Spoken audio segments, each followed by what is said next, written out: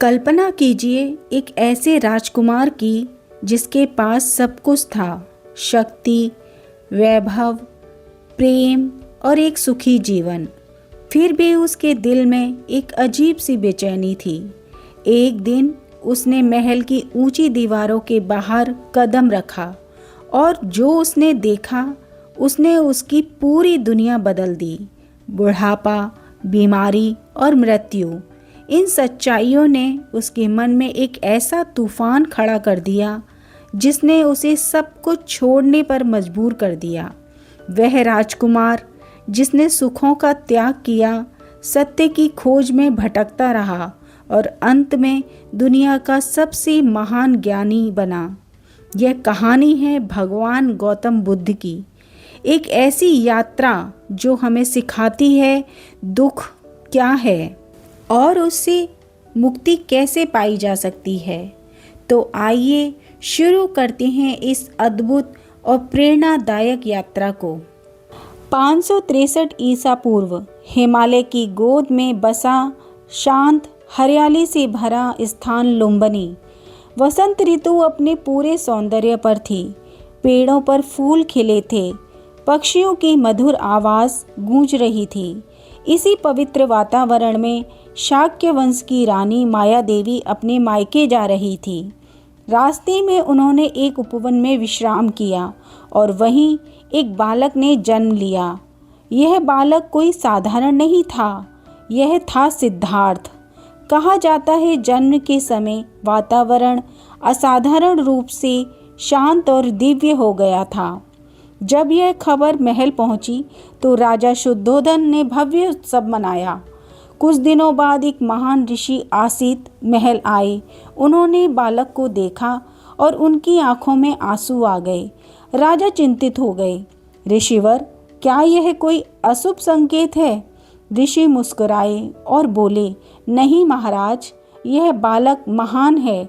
यह या तो चक्रवर्ती सम्राट बनेगा या संसार का महानतम ज्ञानी। लेकिन फिर उन्होंने धीरे से कहा, यह संसार के दुखों का अंत खोजेगा। सिद्धार्थ का बचपन अत्यंत सुख सुविधाओं में बीता। 3 अलग अलग मौसमों के लिए 3 महल, हर इच्छा पूरी करने वाले सेवक, संगीत, नृत्य और मनोरंजन। लेकिन एक चीज बहुत अलग थी, वो था सिद्धार्थ का मन। वे अन्य बच्चों की तरह चंचल नहीं थे, वे शांत, गहरे और विचारशील थे।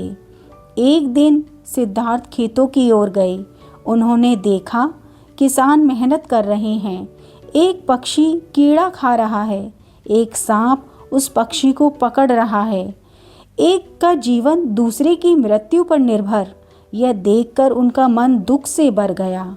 उन्होंने सोचा, क्या जीवन केवल दुख और संघर्ष का नाम है? जैसे जैसे सिद्धार्थ बड़े हुए, उनके मन में सवाल भी गहरे होते गए। मैं कौन हूँ? जीवन का उद्देश्य क्या है? लोग दुखी क्यों हैं? राजा शुद्धोधन को यह चिंता सताने लगी कि कहीं उनका पुत्र सन्यासी ना बन जाए। इसीलिए राजा ने सिद्धार्थ का विवाह एक सुंदर राजकुमारी यशोधरा से करा दिया। महल में उत्सव हुआ, संगीत, नृत्य और खुशियाँ। कुछ समय बाद उनके पुत्र राहुल का जन्म हुआ। राजा को लगा अब सिद्धार्थ संसार में बन जाएंगे। एक दिन सिद्धार्थ ने अपने सारथी चन्ना से कहा, मुझे बाहर की दुनिया दिखाओ। राजा ने पहले ही व्यवस्था कर दी थी कि रास्ते में कोई दुखद दृश्य न आए, लेकिन नियति को कुछ और ही मंजूर था। लेकिन जब सिद्धार्थ के सामने पहला दृश्य आया, वह था एक कमजोर, झुका हुआ वृद्ध व्यक्ति। उसने अपने सारथी चन्ना से पूछा, यह क्या है? तो उन्होंने कहा, राजकुमार, यह बुढ़ापा है, यह हर किसी को आता है। दूसरे दृश्य में सिद्धार्थ ने बीमारी को देखा। एक व्यक्ति दर्द से तड़प रहा था। उन्होंने पूछा, यह क्या है?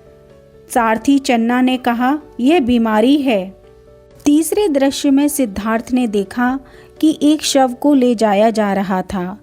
उन्होंने अपने सारथी चन्ना से पूछा, यह क्या है? सारथी चन्ना ने कहा, यह मृत्यु है, कोई इससे नहीं बच सकता। चौथे दृश्य में उन्होंने एक साधु को देखा, एक शांत प्रसन्न साधु। यह वह है जिसने सत्य की खोज शुरू की है। इन 4 दृश्यों ने सिद्धार्थ की पूरी दुनिया बदल दी। उस रात उन्होंने सोचा, अगर किसी को बूढ़ा होना है, बीमार होना है और मरना है तो इस जीवन का अर्थ क्या है। उनका मन वैराग्य की ओर बढ़ने लगा। एक रात जब पूरा महल सो रहा था, सिद्धार्थ अपने पुत्र राहुल और पत्नी यशोधरा को देखने गए। वे उन्हें जगाना चाहते थे लेकिन रुके। अगर ये जाग गए तो मैं कभी नहीं जा पाऊंगा। उनकी आंखों में आंसू थे लेकिन दिल में दृढ़ निश्चय। वह अपनी पत्नी यशोधरा और पुत्र राहुल को सोता हुआ छोड़कर, महल छोड़कर हमेशा हमेशा के लिए जंगल में चले गए। उन्होंने अपने प्रिय घोड़े कंथक और सारथी चन्ना के साथ महल छोड़ दिया। राष्ट्रीय वस्त्र आभूषण सब पीछे छूट गया।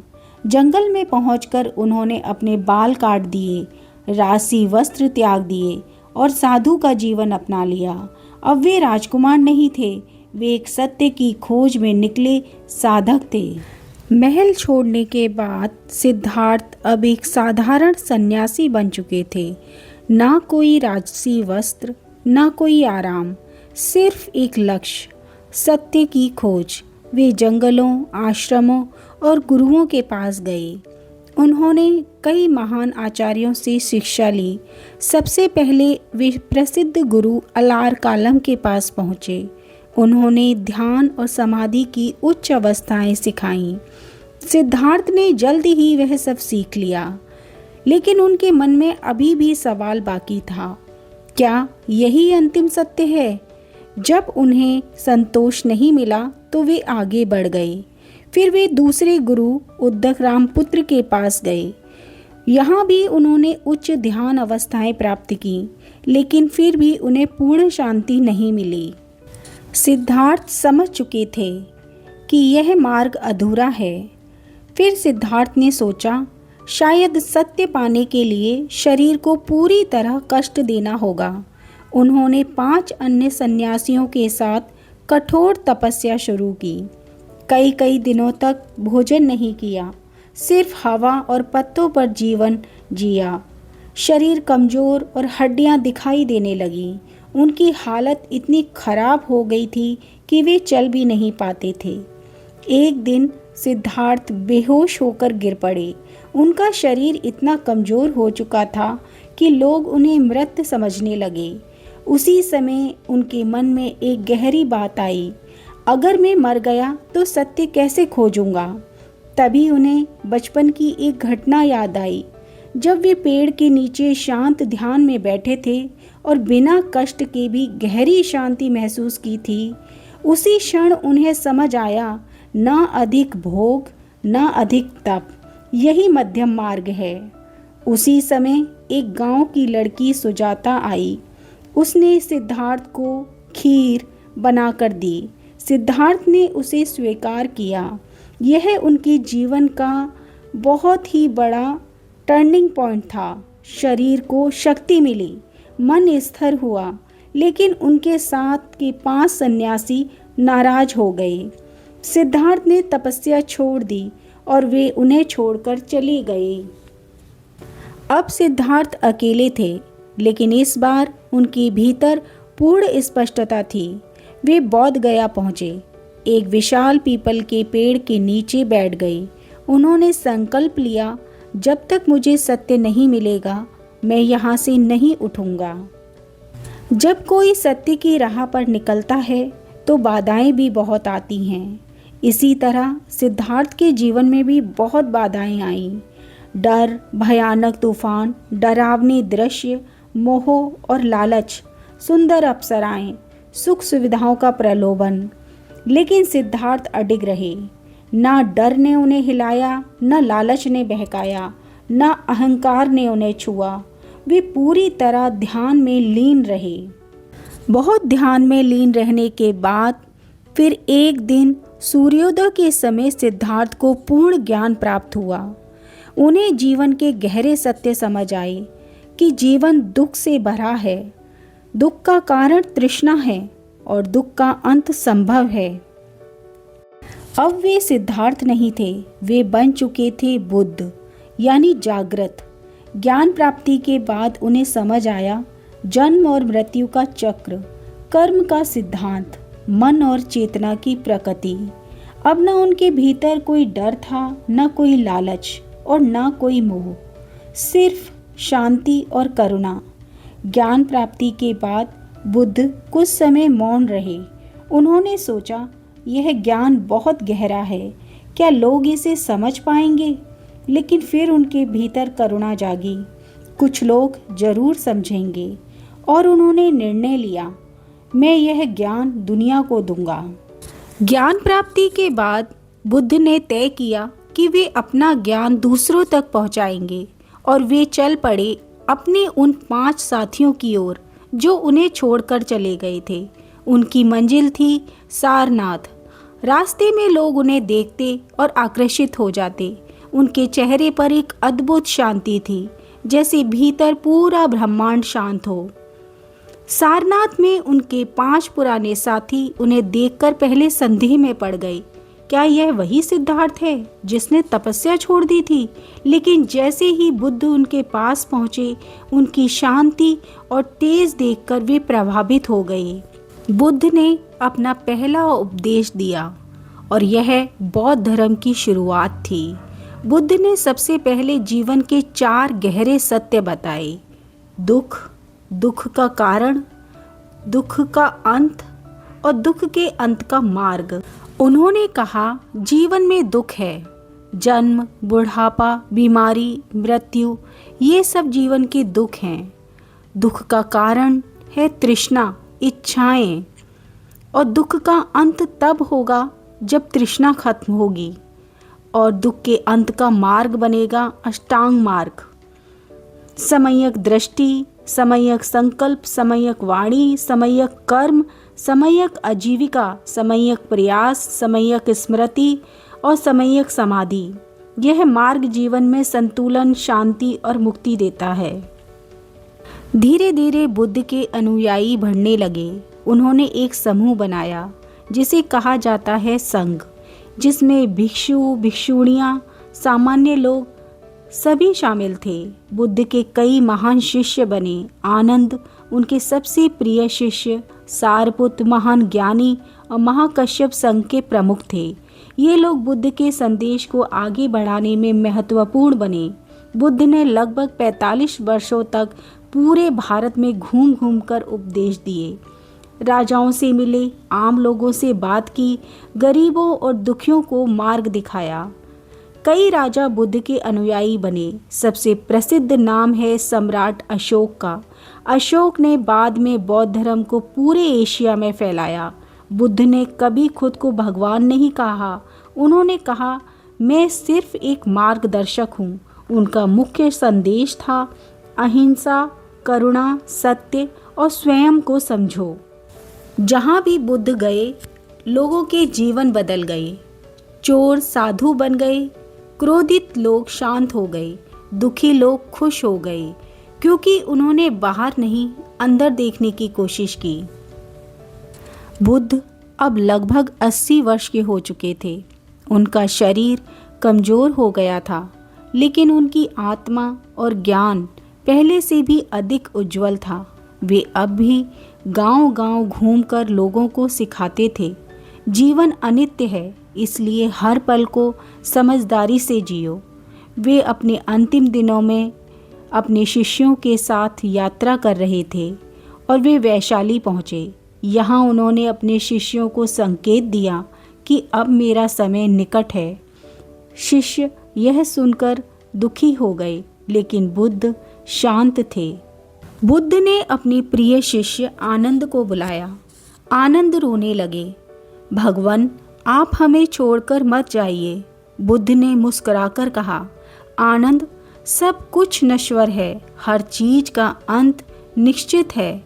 बुद्ध ने अपने अंतिम उपदेश में कहा, अप दीवो भव, अर्थात अपने लिए स्वयं दीपक बनो। इसका मतलब था दूसरों पर निर्भर मत रहो, अपने भीतर प्रकाश खोजो, सत्य को खुद समझो। अपनी यात्रा के दौरान बुद्ध एक स्थान पर पहुँचे जहाँ एक व्यक्ति चुंडा ने उन्हें भोजन कराया।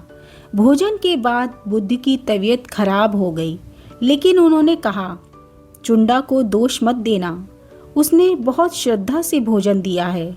यह उनकी करुणा का सबसे बड़ा उदाहरण था। अंततः बुद्ध कुशीनगर पहुँचे।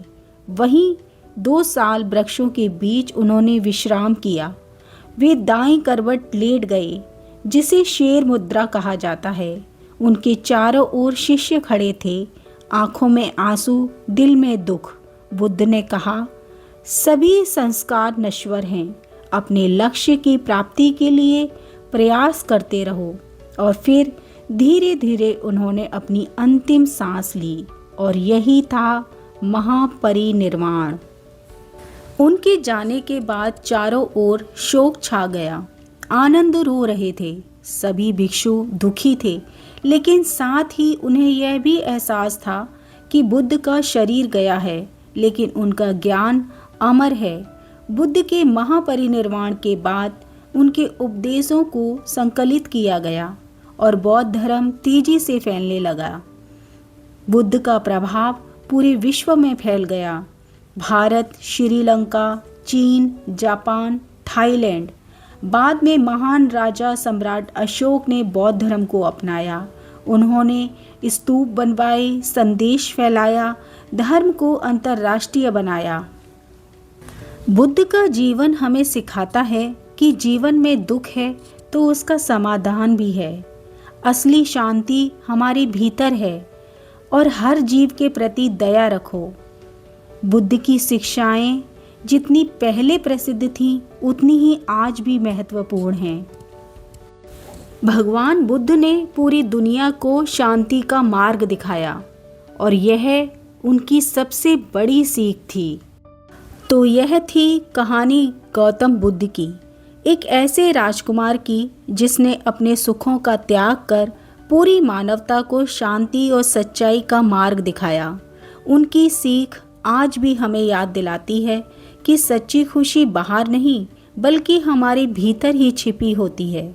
तो अगर इस कहानी ने आपके दिल को छुआ हो तो इस संदेश को दूसरों तक ज़रूर पहुंचाएं। वीडियो को लाइक करें, चैनल को सब्सक्राइब करें और इस ज्ञान की यात्रा का हिस्सा बनें, क्योंकि शायद आपकी एक छोटी सी शुरुआत किसी की ज़िंदगी बदल सकती है। धन्यवाद। फिर मिलेंगे एक और प्रेरणादायक कहानी के साथ।